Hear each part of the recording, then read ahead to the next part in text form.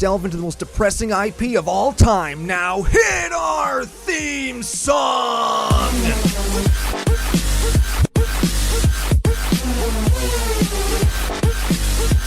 Hey Ryan, we're back for yet another whirlwind adventure. How you doing? We're back. What is going down? Oh, we are back. A whole lot is still going down. We're going to tackle the Warhammer 40K universes beyond super duper scissor me daddy that's happening right now. But before we get to any of that's a wrestling reference. It's my favorite wrestling thing right now. Scissor me daddy ass. It's amazing. It's amazing. Anyway, I'll explain that later maybe or not.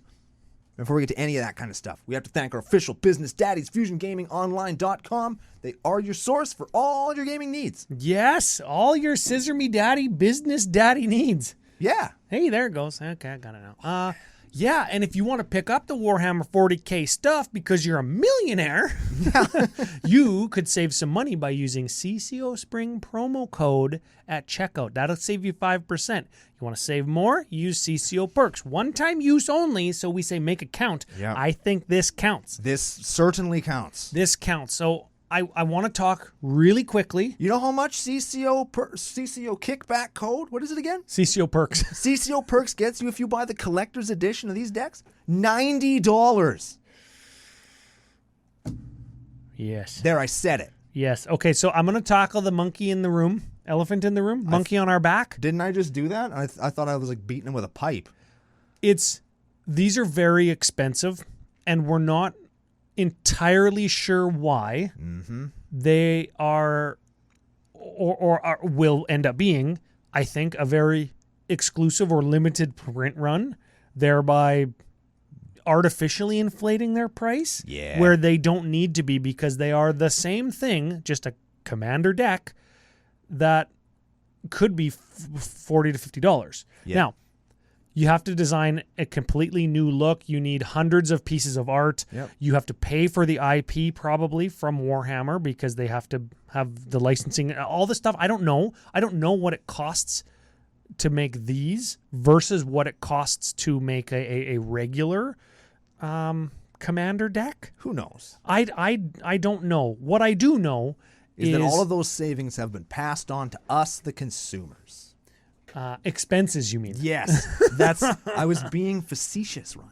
Oh, facetious. And I don't do sarcasm very good, eh? And we're not going to spend this whole episode just dumping on the price. The price is a glaring point of entry barrier, and that's cool. But overall, I think that this product is really, really cool, and there's a lot to be had here. Even if you're not going to buy them, there's a lot of really, really neat stuff involved in this product that we'll also talk about. Yeah, very much so. And in time, if it doesn't happen soon, because as of now it isn't, but I'm sure in time, if you go to Fusion, you'll be able to get the singles if you don't want to buy the whole deck. Yes. Which is great because you can save money on the singles if you can't get the deck, like if you're from the land of the free or something. Yeah. And you know what? Here's the thing about it is the price is a glaring kind of point of interest of the product, and it's not going to matter because they're still going to sell out. Yeah. So expect more and expect them to be expensive and expect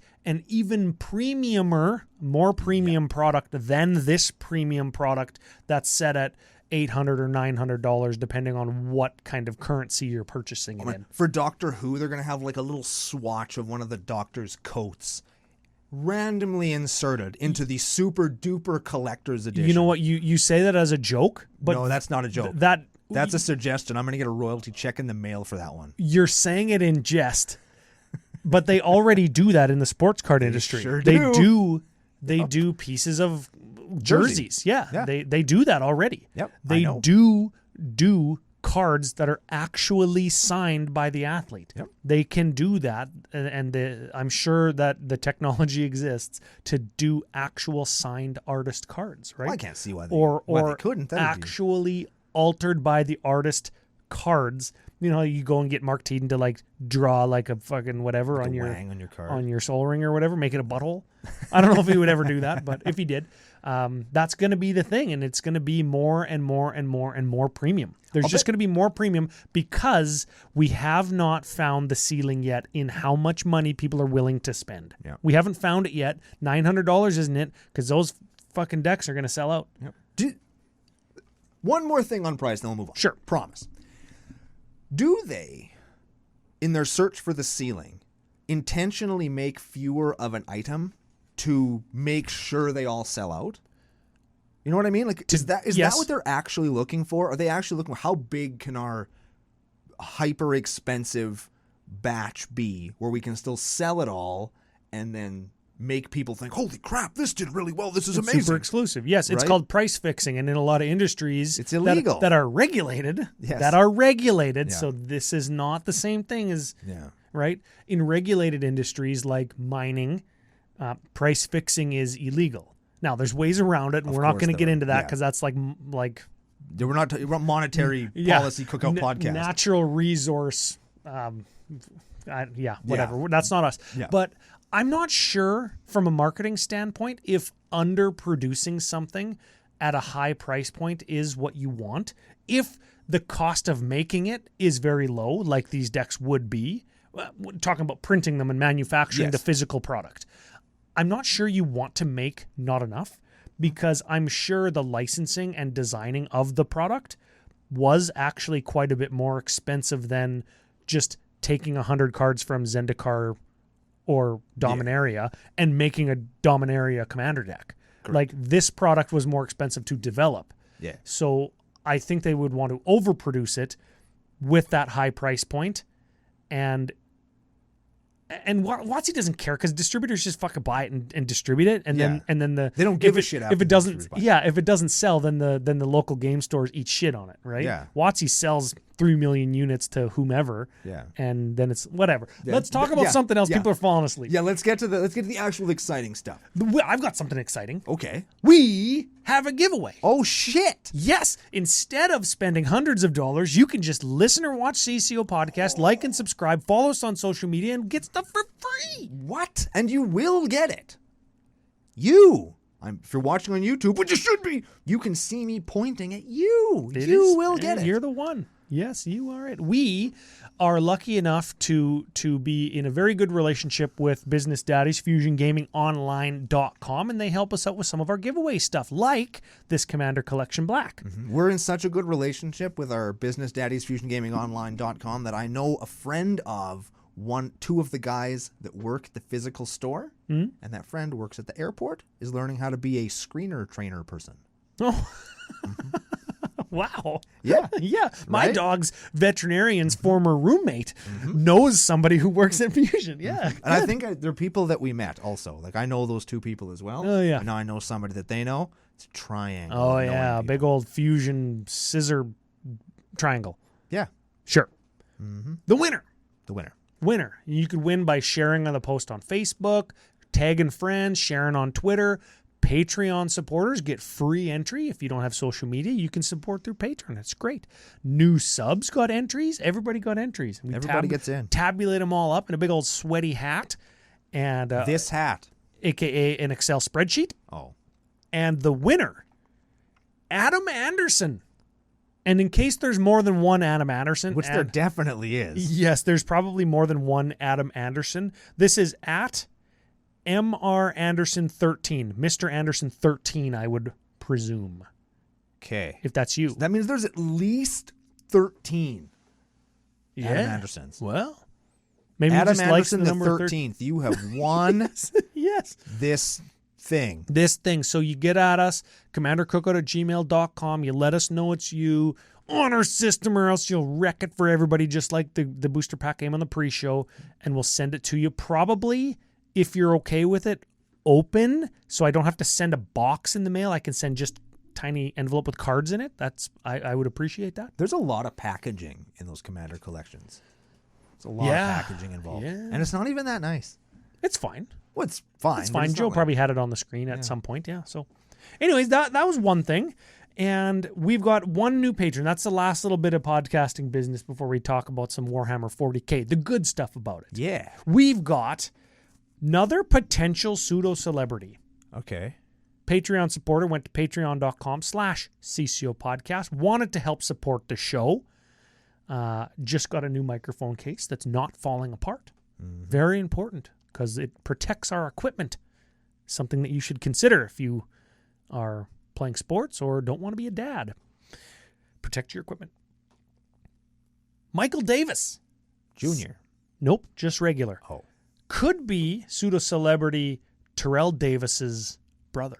Could be pseudo-celebrity John Davis's brother. Yes. Could be messenger from the heavens, Michael the Archangel's brother, also named Michael.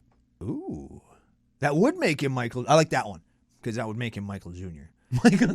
Yeah, I like that. See, we got full circle. Okay. We take two different roads to get to the same place. Yep. That's why I listen to the show. Okay, so now we need Mr. Michael Davis Jr. needs a nickname, though. So here's the thing. You know Michael the Archangel, whom this Michael is obviously named after. Yep. Obviously, because that's Where who the name biblical comes from. Michael is. Yeah. Stepping on the neck of Satan. You know the art? Yeah. Where he's like, "Ugh." Yeah. Yeah. Okay. So instead of neck stepping Michael, this is dink stomping Michael. I like that. Michael the Dink Stomper. Ooh, yeah, that's like Vlad the Impaler. Michael the Dink Stomper. Michael the Dink Stomper. Excellent. Yep. That's a solid CCO nickname. Mr. That is. Dink Stomper, yes, welcome. Welcome aboard. F you for being here. Oh, very much so. Now, Warhammer 40K. Warhammer 40K. We've got... Do you play Warhammer, Ryan? I do not. Do you paint Warhammer? I also do not. Do you collect Warhammer? Nope. Do you read Warhammer? No, but you said it's depressing. It is very depressing. Is all Warhammer or just 40K? 40K is what I focused in on in preparation for this episode. And we were going to talk about it on the show. So after talking with Laura and knowing we were going to do this... Laura plays. Because Laura plays. Laura plays Warhammer 40K specifically? Yes. And I think I'm understanding this correctly. And sorry, coming from non-Warhammer players, I know that there's fantasy ones and there's sci-fi futuristic ones. That's what this one is. And they are the same rules system, but they don't touch tips. Like they're at like different elevations. Yeah, do you know what I mean? Yeah, you can't like play them together, I'm pretty sure. Okay, because one's shooting like bow and arrows and the other one's got a fucking gun. Well, yeah, like a nuke 'em from orbit space station. Like that's how it goes. Oh yeah. So after talking with her and hearing how excited she was about this and just excited about Warhammer in general, I was like, okay, I see some cards I like. Yep. And conveniently enough, all the cards that I want personally from this set are all in the one deck. Hey. So I'm like, okay, here's what I'm going to do. I'm going to go and read some of this stuff. I'll see if I can learn how to play Warhammer without playing Warhammer. Yep. Teaser, you can't. And just kind of learn some of the lore and all the stuff. And I learned three things. Sure. The first, Tyranids are really cool. Okay. They're like a really cool sci-fi, like being from beyond the known galaxy stuff. They come from outside of our galaxy. Outside of our universe, probably. The galaxy. Warhammer 40K takes place in the Milky Way galaxy. Oh, does it? Yep, that's where Warhammer 40K is. Oh, no way. And the Tyranids have come from like, we'll just somewhere say else. like the Crab Nebula, across like the void in between galaxies that nobody ever conceptualizes in their brain. That's where they come from. They're awesome. They're like the coolest things. And there's 9 million kinds of humans. That's the other thing that I learned. And it's all depressing because it's like it's a universe at total war where every faction is just trying so hard to kill everybody. Yeah. And so it's a very depressing lore, but it leads to some really cool art and fiction, and just it lets you really delve into like the actual literal hell on earth kind of stuff, because there's demons that come directly from hell and they're fighting dudes in tanks and shit. It's very, very, very cool. So let me ask you this then, and I'll pose the question to people in the comments or the patrons on Discord or on Twitter, at CCO Podcast, at CCO Brando on Twitter. When we overlay the intellectual property that is the IP for short is what I'll call it, intellectual property, when we overlay that onto Magic, or when we transpose it into Magic rules, and you see game mechanics or ability words or those phrases that they put in the text boxes, when you see the art and the names and the sayings that are card names, do you think it translates well? Do you think that people who like Warhammer 40K like this product? I think so. The people that I know who like 40K like this product. Yes. So I will say from my own experience, yes. Okay. And I think that based on what I read about, I spent like 2 days here in the office when I had some downtime just reading lore and stuff. The man was paying you to do magic stuff? Oh, man, I love when that happens. I like that. Yeah. And I think that they did, at least for the deck that I read lots about, they did a great job. Huh? I think that it's really cool how they made it functionally magic. Yep. Without being too off the wall or crazy, and really captured a lot of the flavor that is present in Warhammer. Of course, it's not as deep as Warhammer goes. Yeah. But how could it be? It's a card game instead of that game. Yeah, it's a rectangle of cardboard. That's it's hard to catch all that stuff. Yeah, it's like whatever D&D trope that they put onto a Magic card, like in Baldur's Gate, they're not going to capture that on a Magic card. Like it's a different medium. It's like listening to music or looking at a painting. Both of them are art. Both of them take training to know how to do, and both of them take a certain kind of eye to identify like the technical prowess of the craft.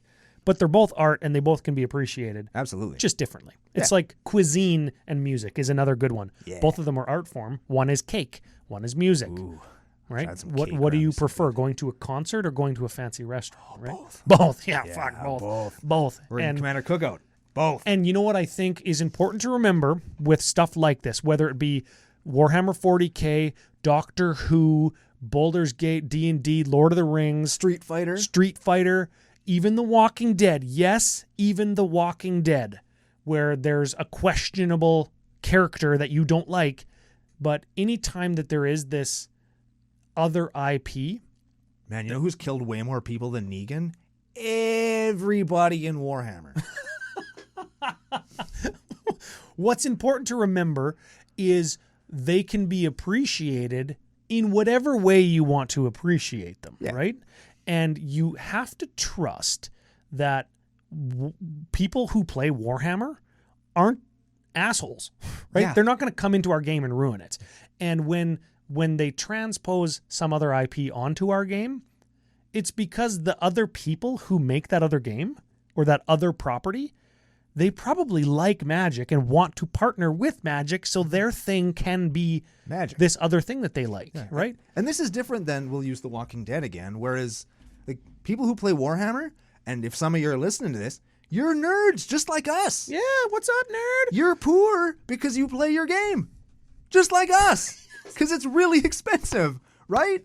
And you've got mad artistic talent, just like Ryan. Fucking fantastic. Because painting those models is hard. And that was one thing that I kind of got sad while I was reading the lore. Not because it was depressing, but because, like, man, some of these models are really cool. Like, they're really, really cool. So cool. But I do not possess the motor skills to paint those things, or I would, Ryan, I would. I got really cool. I got so many questions I want to pick your brain about with this product.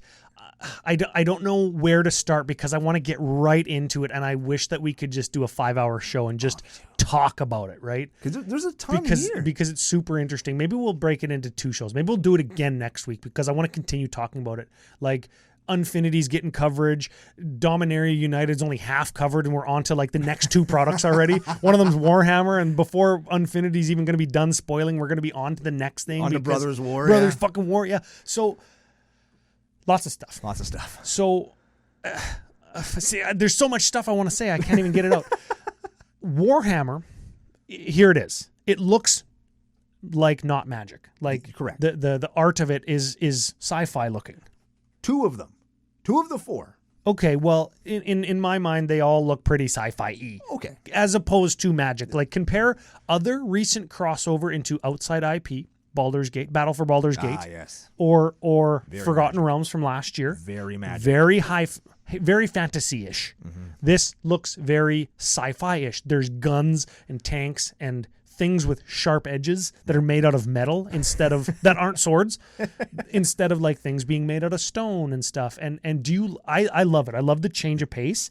I want to see more, but I'm not sure in what format. And that's the big question that I wanted to ask you about and everybody out in CCO Nation about is what format is the best format to get these crossover products. We've seen it in a couple. We've seen Secret Layers where we get functionally unique cards or unique cards that get the magic treatment like Stranger Things, right. Secret Layers, where we get anywhere between 6 and 12 cards. Right. We've seen Commander decks where we get, I think, 160 cards plus Legends. I can look at that right now. There's 160 new cards plus 8 new legendary creatures. So 168 new cards. Unless those legendary creatures are listed again on Scryfall in the 160 new card category. They are not. Oh, okay. So 168 new cards, let's say. Is that a good format where we can see what their strategy is? Like, can we identify them? Like the 4 different decks, I assume, represent 4 different armies because you have armies in this game, right? Mm-hmm. Can we clearly identify that these are 4 different armies and they do different things, different strategies, different art styles? Is the direction that the decks take the armies in strong enough to let us know what Warhammer is about? Or do we need an entire set or a whole block to tell us that? Or does this do a better job because there's 4 decks and a set is just like, set? I think that this, again, I only read about the one army. Yeah. So I'm only versed in the one. Yeah. And based on what I read, everything that army does is represented in their deck a little bit. So they whether it's in the art or the flavor text or the like abilities of a creature, like a lot of their monsters like burrow under the ground, and when the army walks over top, they'll pop out and kill them. Like there's a card that does that. They do a thing where they mess with people's psionic energies. There's a card that represents that. They are constantly sucking natural biomass out of planets. That's their gimmick, and that's represented everywhere. They're always mutating and evolving like slivers, represented very highly. Like, I think that they did a great job, and based on the tertiary analysis that I made of the other armies that I could find, the Necrons in particular, I think that they did a really solid job of representing them in Magic. So I think for great big IPs like this, or for Lord of the Rings, I think Commander decks might be the way to go. Ooh, because then you get Do we know if we're getting Lord of the Rings Commander decks? I guarantee we're going to. Now that I said that, because it is going to be a full set. Yeah. And what do we get with every set? Commander decks. I'll bet you there's 4. There's going to be 4 of them. Bet you'd be 9. 1 for each of the freaking guys. Then there'll be a Ring Wraith one. Then there'll be like freaking. There's 12 of them. Yeah. There's 12 of them. No, how many rings are there? There's 20 rings of power. There it is. There's 20 of them. 1 for each ring. Oh man. Fantastic. Now we're talking about rings. But I think this is how you do it. And then when you get into stuff like Street Fighter or My Little Pony. I forgot about that one. You could do like bigger Secret Layers, or even a couple of them. If they did another Street Fighter Secret Lair next year, it was like the new challengers, and you got like the Can you imagine the marketing behind that, where they show you just like the shadow, like Pokemon does that too, right? That'd be really cool, and I would totally buy into that. Yep. And I would get it, and I think that that's really neat, and I think that's a great way to put out those not smaller IPs, but those IPs where you want Ryu, you want Ken, you want Blanca, you want Bison. I don't need a Hadouken and a lightning kick and a elephant in the background of Dhalsim's stage. I don't need that shit. I want the characters, and that's it. Yeah. Right? And let's say there's 16 characters spread over 2 Secret Layers. Yep. That's a good format for something like that. Yep. It would be like all the fighters that you get like on the original Super Smash Bros. It'd be another one. Yeah. It'd be another one. And I think with something really deep and complex like Warhammer, I think that a format like this is, I would argue, better than a whole set. Because a whole set, you're not going to see everything in conjunction working together with an intention. It's a bunch of stuff made to be sort of thematic and generally good and just kind of mishmashed together, where you're going to pick all the best stuff and play it together if you're playing draft. Yeah, exactly. And then like you've got 4 different armies, and if it was just a set, you got, this card from this army's good, this one's good, this one's good. Now I've got 3 different cards from 3 different armies in the same deck. Yeah. And that's what you would get if you made a set proper. Like Dominaria United is a set proper, and I've got Weatherlight Completed in the same deck as, the Joyra or Teferi, the or people, Karn, yeah. that are fighting the Phyrexians. Yeah. Okay, so this is a good format for that. I like this a lot. Cool. I really do. And I'm gonna be the outlier here. I don't think that, for the most part, a lot of the cards look that dissimilar from Magic cards. Like, we've all seen guns on cards. We've seen giant cybernetic suits before. We've seen mechs, and lots of skulls, lots of like floaty, cloudy, ethereal energy, lightning. Yeah, there's lots of that stuff in Magic, and with the exception of the actual Space Marines in their Space Marine suits with their Gatling guns. Yep. I would suggest that you could show just the art from this to a person who's newer to Magic and say which one of these doesn't fit, and they'd have a hard time picking it out, I think. Looking at the actual mechanics of the cards, let's go in, let's dive in a little bit. Okay, let's talk about, we're going to play this game now. The game that we know with some elements of a game that we maybe don't know. Yes. Now, I recognize that this is a good thing for the game, that they can identify like an ability, some piece of game text and sort of put a name on it. They did it with Dungeons and Dragons to great effect because it was a bunch of stuff written like italicized to name the ability. I like that. I don't. You don't? I think that it feels messy. Okay. Like every stinking thing has a different name. Yeah. Instead of this not naming it or calling it nothing and just reading what it actually does. I just think it feels messy because, like with an ability word like domain, that's I know that it's not evergreen internet, but it's evergreen enough that I can say domain +1/+1. And you know that my guy is going to get +5/+5 if I got 5 basic lands. Yes. Right?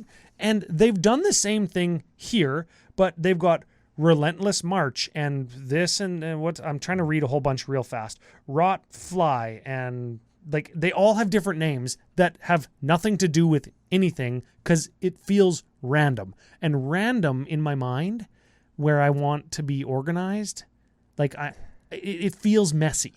It feels messy because I'm an organized person. But the reason they do that, I would argue at counterpoint. Yes. They do that because the healing tears. There's one, yeah. Or the rites of banishment. I'll bet you people who know Warhammer. 100%. Know that stuff. Yes, just like the D&D people knew what those spells were. Yeah, so it's for them where it's like, healing tears. I know what that is because my army does that. Yes. And here's how they represent it on the card. And you know what? Magic designers are very clever, and they know healing tears, or what's a D&D spell? Give me a very common D&D spell that everybody knows.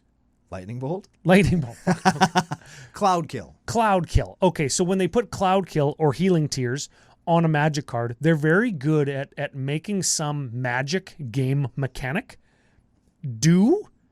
functionally do in game what those words do in your mind's eye. Healing tears, I have an idea of what that looks like in my head, and at the beginning of your end step, return target creature card with mana value X or less, where X is the amount of life you've gained this turn.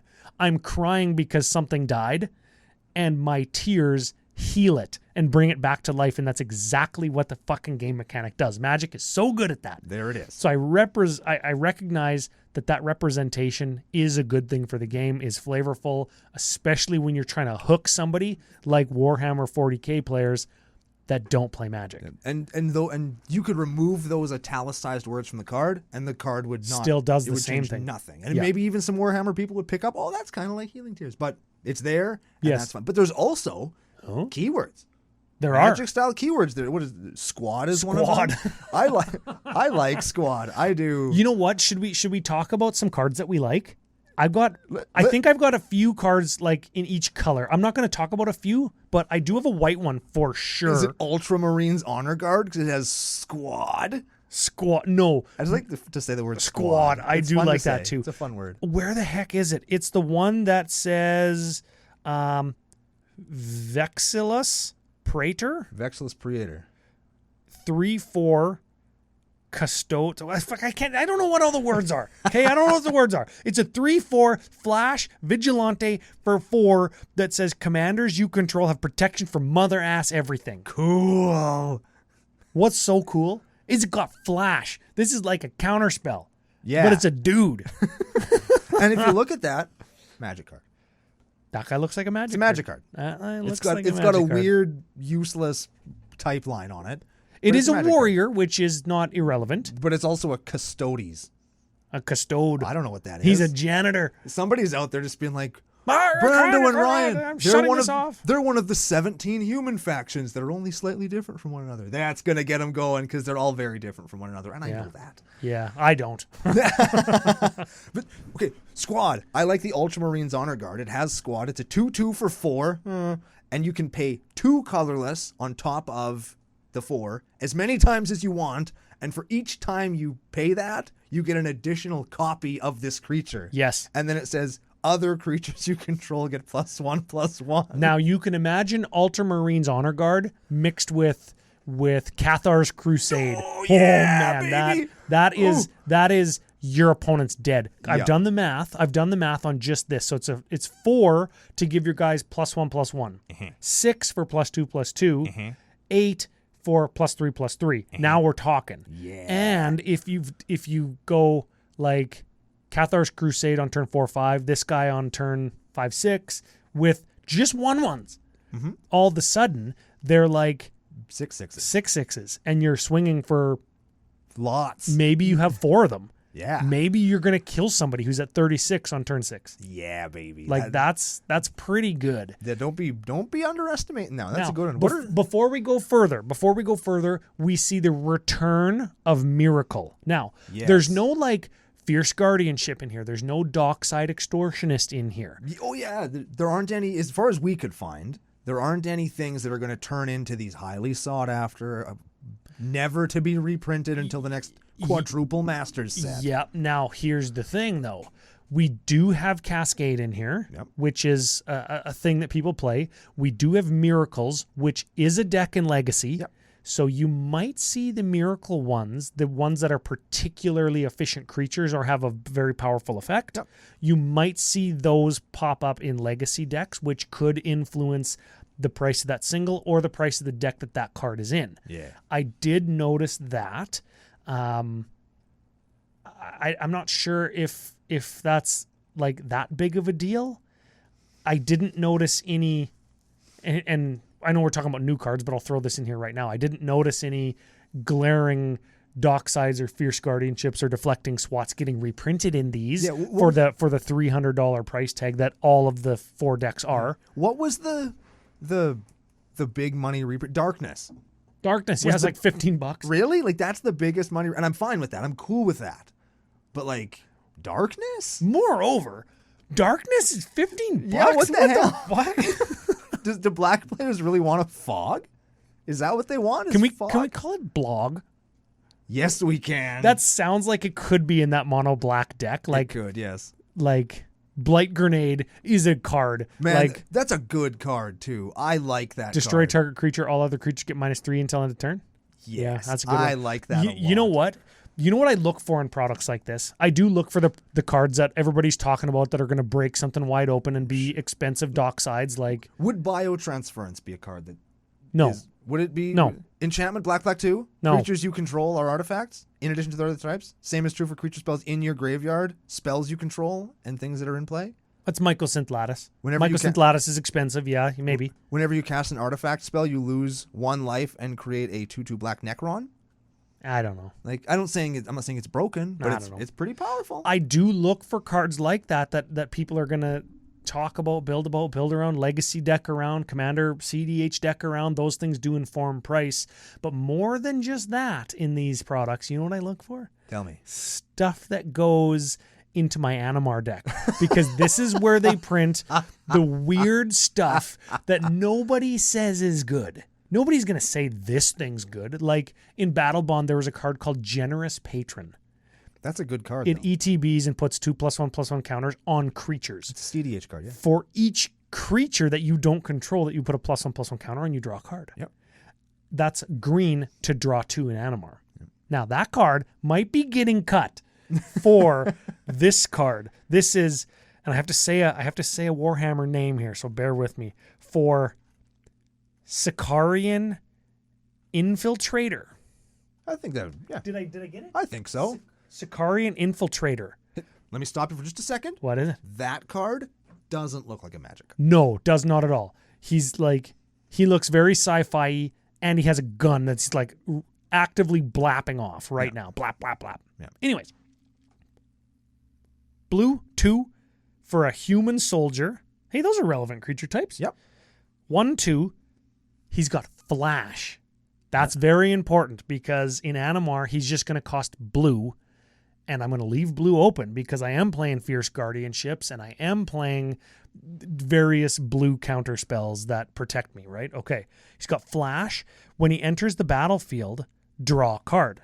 Cool. There's more. He also has squad. Yeah, he And does. squad for 2, I can pay that any number of times. So I would propose that I'm going to cast this spell. Sure. And declare how many times I'm going to pay squad. And because it's an additional cost, Animar is going to reduce that. So if Animar's got 10 counters on it, I squad frickin' 4 times. Yep. And I play this guy for blue at the end of your turn and draw 4. Pretty good. Frickin' good. Pretty good. That is a good ass card right there. And it's nobody's talking about that card. Well, and they should be because it's good. Like that's a good card. I would argue. If you got mana, you can draw cards because it has flash. And then you get dudes also. Okay, who's your red guy that you wanted to talk about? Oh, let me squint. Because I got a black card that I'm going to talk about after your red card. Exocrene. Exo cream. It's that sounds like a. Don't Google that. That sounds like a high quality lubricant. So it's a Tyrannid, which is awesome. Which means it's a giant bug with a cannon on its back. Yeah, it kind of looks like Like a mortar pod. Yes. Mortar pod. If anybody ever says this doesn't look like a magic card, mortar pod, baby. So it is a 2/2 for red 2X. Yep. It has Ravenous, which means you can pay however much into X. If X is 5 or more, you draw a card. That's what Ravenous does. That's another keyword in this set. Oh, that they made for this set. Yes. Sure. Bioplasmic Barrage, which sounds awesome. When Exocrene enters the battlefield, it does X damage to each player and each other creature.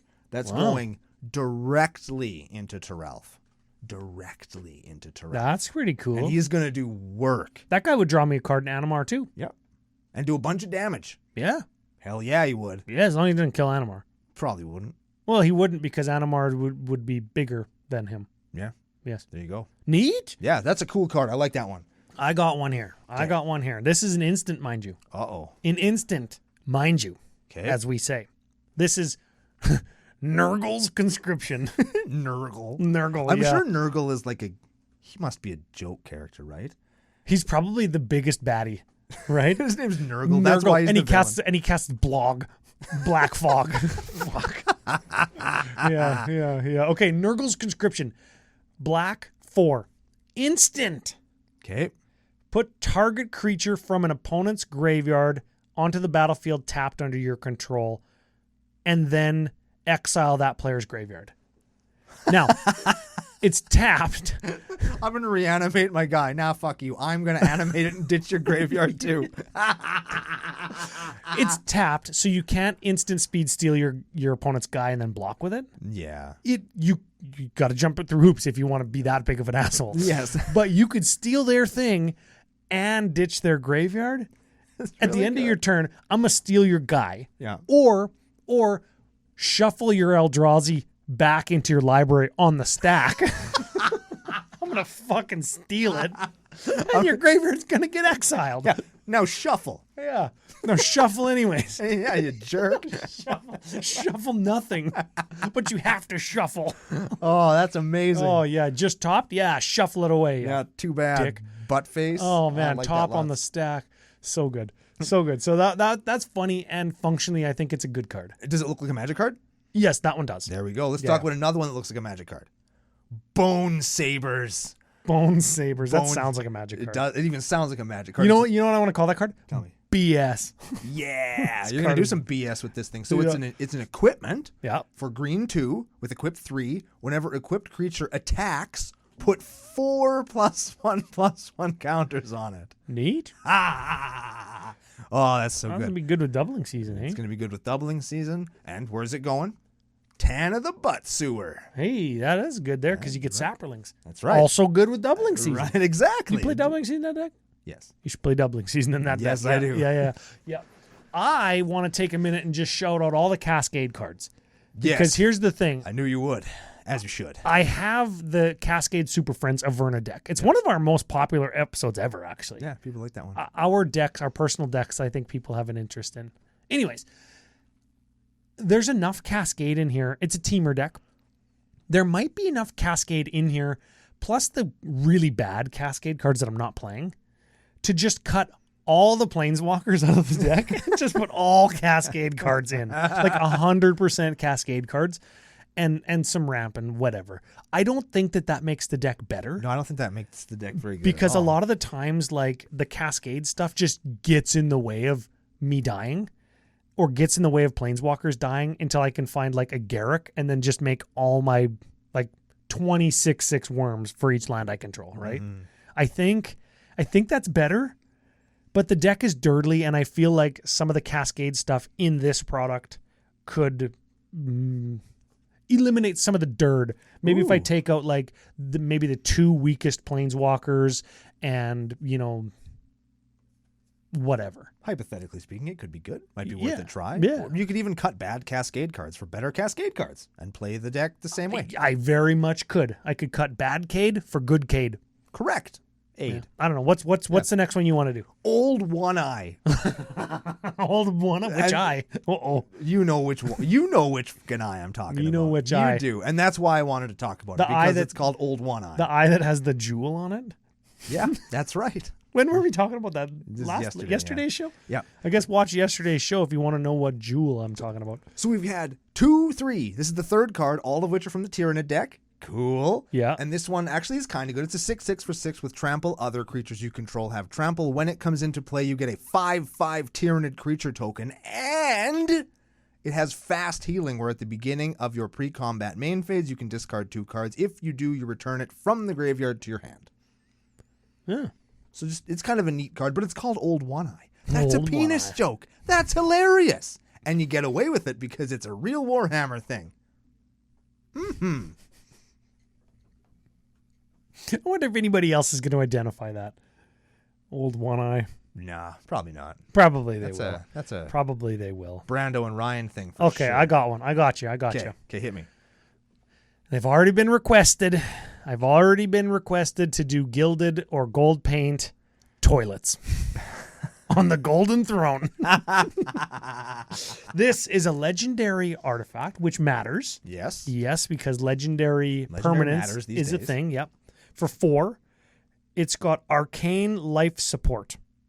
There's probably a poop joke. There's probably a joke in there. Oh my God. There's probably yeah. a joke in there. There's nothing but toilet humor we could make about this. If you would lose the game, that's the functional equivalent of having diarrhea, maybe. Yep. Exile the Golden Throne, and your life total becomes 1. But wait, there's more. 1,000 souls die every day. 1,000 souls are flushed down the toilet. Yep. Every day. You tap, sacrifice, add 3 mana of any combination of colors. Neat. So it's like you could not die, or it's kind of like crappy Black Lotus. Yeah. Could we call it Crap Lotus? Yes, we can. Yes, we can. Yes, we can. We can do I know whatever that we want. doesn't rhyme, but it's very close. Yes, it's close enough. Yes, that very hard A in there. Yes. No, let's talk about that one for just a second. In particular, Crap because Lotus, you mean? I learned from Laura that picture on the Golden Throne is actually like one of those what do you call it? Like iconic Warhammer 40K pieces of art that appears on lots of Warhammer stuff. Like that's the Emperor of all humanity on his like eternal. He's like an old shriveled up old man that lives on this like big iron lung basically that keeps him alive forever. And he's just a huge asshole that just keeps ordering his people out to fucking die against the Tyranids and the demons and the angels and the crazy humans and all the shit. He doesn't care as long as he's alive because he's an asshole. Neat. Screw that guy. But yeah, that's kind of neat. There's a few other cards like this, but I wasn't sure what they all were. But I know that one because Laura told me about it. Neat. Mm-hmm. I want to do one last generalized shout out, and then you can Yeah, I got one more card. finish I wanna talking talk about whatever cards you want to talk about that are shittier than what I'm going to say. Yes. Yes, it is, but it's flavorful. Big shout out to all the vehicles in this set. Lots of them. And you know that I like vehicles. I just did a Commander Ad Populum episode that was all vehicles. It was about vehicles and if you want to hear my thoughts on vehicles and outside properties, I touched on some there. But there's some cool vehicles here. I don't know if I'm going to run any of them in my Calamax vehicles deck, because like I'm looking at a 5-drop vehicle and a 6-drop vehicle, and I want them all to be cheaper than Calamax so you can come out and immediately crew them, which kind of gives them pseudo haste. But yeah, like Reaver Titan, Night Scythe, like Necron Monolith. That doesn't sound like it should be a vehicle, but it is. Not at all, no. Right? And I think that's their ship. Yeah, it doesn't matter what they do, other than them being like 7/7s and 10/10s, which is probably not irrelevant. Yeah. But they look cool. They look like sci-fi things, which is refreshing and ironically funny in my fantasy game that I'm doing like this dinosaurs in trains and Cadillacs kind of funky, hokey theme. And this would just add to it. But if you don't want to do something hokey and goofy like that, these are just badass things that do badass things, which is a badass thing in and of itself. Mm-hmm. What's your last card? Last card. Now, I have to give you a little bit of backstory on this one. Okay. Because it was the coolest piece of lore that I read, besides coming from another galaxy to infest and consume everything that they find. Sure. Another Tyranid card. It's called Shadow in the Warp. And what Shadow in the Warp is Tyranids are like, the way that they travel faster than light is they use like psychic powers to like move gravity out of the way so they can move really fast. They move gravity out of the way. But get out of the way, gravity. Right? But that creates like these like bubbles of psychic energy that they push before them, like a wave. And when it hits a planet, because lots of people in 40K have kind of like some psychic powers and stuff, there's like this shockwave of psychic power that hits the planets and like melts everybody's brain, and all their telekinesis and shit doesn't work anymore because this shockwave of shit hit them that's like by accident. Yeah, math definitely checks out. And then the Tyranids show up and they start wrecking your thing with their blade heads and chainsaw legs and shit, and they start eating you. And here's what the card does. Now that I've explained that to you, here's what the card does. It's an enchantment for red, green, 1. The first creature you cast each turn costs 2 less. Cool. And whenever an opponent casts their first non-creature spell each turn, it 2s them. So you try to use your psychic magic powers, but because the force is all messed up, it hurts your brain. But I, who am now invading your planet with aliens and stuff, it's easy because we just got here and your defenses are down, so it makes it easy for me to sneak my shock troops in. Neat. It's cool. It's flavorful and very neat. I like it a lot. And the picture is cool because some dude going, "Rah!" And there's a big mouth going to eat him. That's a very Brando would like that picture. Yeah. Last thing I got before we thank the business daddies. Okay. Last thing, here we go. We usually talk about like basics and the general feel of the world that the set exists in. We talk about the showcase treatments and the different foiling processes, etc. Now, I want to point out that on CCO's Top 5 in 5 from late last year, early this year, we did actually make another prediction that came true with different arts for Soul Rings in the same product. And I want to also extend that to command towers because we either said that or we're thinking it. Yes. And obviously we were thinking it. We definitely said it for Sol Ring. We definitely said it for Sol Ring, and it came true. They printed 4 different arts for Sol Ring, 4 different arts for Command Tower in the same product to represent the 4 different armies that you can potentially play, which I think is great. Very cool. Because it makes the decks not only... It doesn't make them function differently, but it makes them feel differently, which is important to Warhammer players, I think. Knowing what I know about the game, how it works, what it is, I can infer that people care about their army and their strategy performing in unique ways within the rules set of the game, but also looking unique. And that's why painting and the representation of your army is so important in this game. Yeah. And they hit it out of the park with Sol Ring and Command Tower. It's feel funny to give WotC this much praise, eh? Yeah, well, they did it, but man. they did. When they hit it out of the park, it's out of the park. And we have to say those things, or when we criticize them, it doesn't count.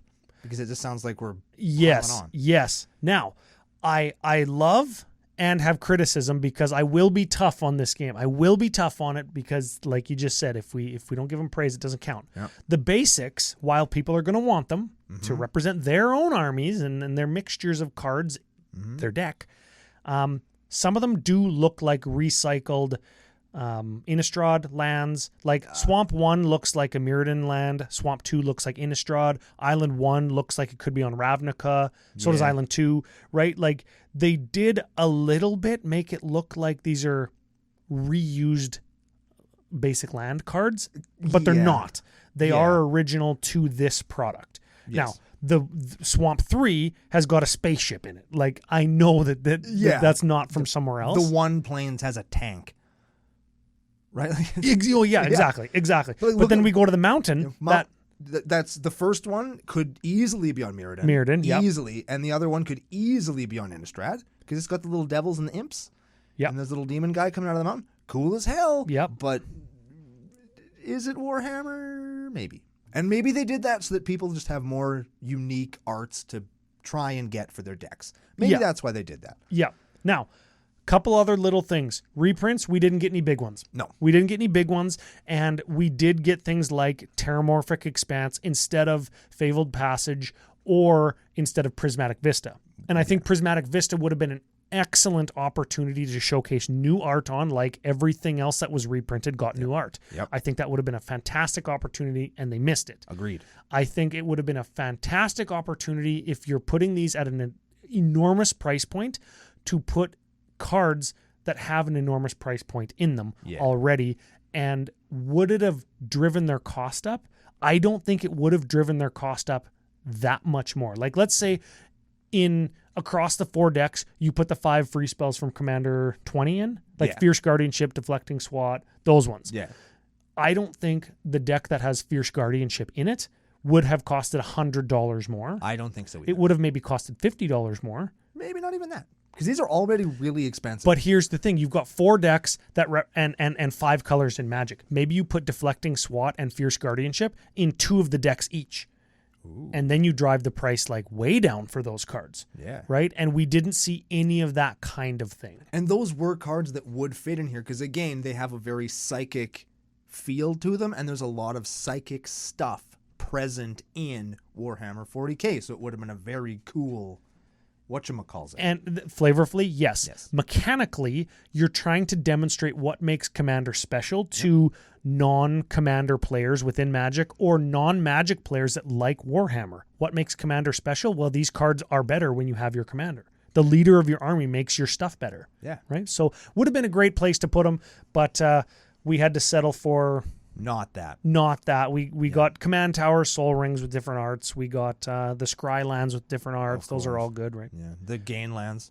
We did get Gain lands. Gotta get your Gain lands. I do like a good Gain land, I'll tell you that much. But final thought of the day. I think the product's good. Success. Wish it wasn't $350 for all 4 decks, but here we are. Or $900 if you want the premium ones. But here we are. The point, I think this deck is a home run as well, or this product is a home run as well, is price point aside. I think if you want these cards, you're going to go out and get them. I think that the singles will probably be tougher to find, but you will be able to get them if the art is really what you want. And I'm hoping that WotC, maybe if it's not the foil ones, will eventually give us more of the non-foils, because I think people are going to want these. Yep. I've seen lots of talk on Twitter that people are getting into it. There are good cards that are just in the decks that we want. And they're cool, man. Like, this makes me want to learn how to paint miniatures. I'm not going to. Oh, I want to play Warhammer so bad, but I don't have time or money or space. Right?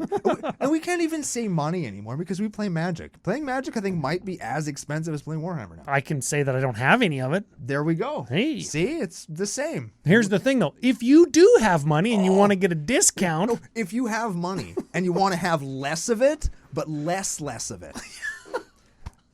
Then you can use special promo code CCO Spring at FusionGamingOnline.com. You can use it to buy this stuff if you're in Canada. You can use it to buy the singles from this stuff if you're not, or any other card that you're looking to buy anyway. Save some money and support the show, and let FusionGamingOnline.com know that their partnership with Commander Cookout is the best idea that they've ever had, ever. And it probably was. Definitely was. 7 out of 10. Just like your relationship with us. Best ever. Exactly. Yeah. Yeah. See, that's like that. Is that? I think that's a great final thought of the day. We're all happy here together. We're all right. happy that they printed something that everybody seems to like, and we're gonna come back next week with another thing that everybody's gonna like on another episode of Commander Cookout Podcast. hit our theme song.